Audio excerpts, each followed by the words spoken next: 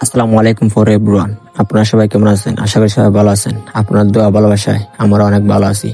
আজ আপনাদের সামনে নিয়ে এলাম একটি রাস্তা ঠিক করা ভিডিও। এই রাস্তাটি হলো আমাদের এলাকাতে।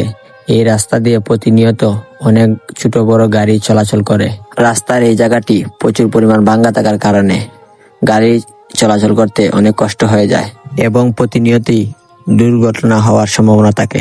তাই আমরা উদ্যোগ নিলাম রাস্তার এই জায়গাটি ঠিক করার জন্য। রাস্তার পাশেই হাল খনন করে মাটি তুলে আমরা রাস্তার ভাঙ্গা জায়গা দেওয়া শুরু করি। আশা করি ভিডিওটি আপনারা শেষ পর্যন্ত দেখবেন।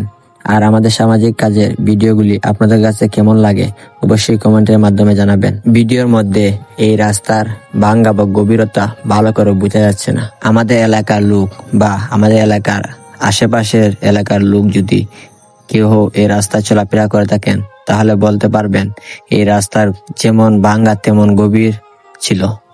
আমরা এই ভাঙ্গা জায়গাটিকে অনেক মাটি দিয়ে মোটামুটি মিল করতে আমরা সক্ষম হই। আমরা সবাই মিলে মাটিটুকু মিল করা শুরু করে দিই। আমরা যে মাটিগুলা খাল থেকে খনন করে মাটিগুলা দিয়েছিলাম সেই মাটিগুলা কিছুটা নরম হওয়ার কারণে গাড়িগুলা গেতে যাচ্ছে। তাই আমরা নরম মাটিতে কিছু শুকনা মাটি দেওয়ার চেষ্টা করছি। অনেকে ভাবতে পারেন এখান থেকে কেন আমরা মাটি দিচ্ছি। এখান থেকে মাটি তোলার কারণ হলো এখানে যে ড্রেনগুলা করা ছিল সেইগুলা মাটি দ্বারা ভরে যাওয়ার কারণে রাস্তার উপর দিয়া পানি চলে যায়। তাই আমরা কিছুটা মাটি এই রাস্তার ভাঙ্গা জায়গা দিয়ে ড্রেনগুলা ক্লিয়ার করে দিয়ে দিই। তারপরেও আমরা ভাঙ্গা জায়গাগুলা ভালো করে মিল করতে পারি নাই।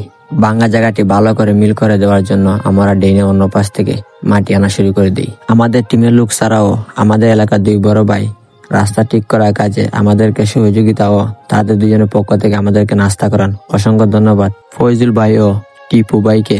অনেক মাটি দেওয়ার পর রাস্তার ভাঙ্গা জায়গাটিকে আমরা মিল করতে সক্ষম হই। আমাদের সামাজিক কাজের ভিডিওটি যদি আপনাদের কাছে ভালো লেগে থাকে অবশ্যই লাইক, কমেন্ট ও শেয়ার করে আমাদের পাশে থাকবেন। যারা আমাদের সামাজিক কাজের ভিডিওটি শেষ পর্যন্ত দেখেছেন তাদেরকে অসংখ্য ধন্যবাদ।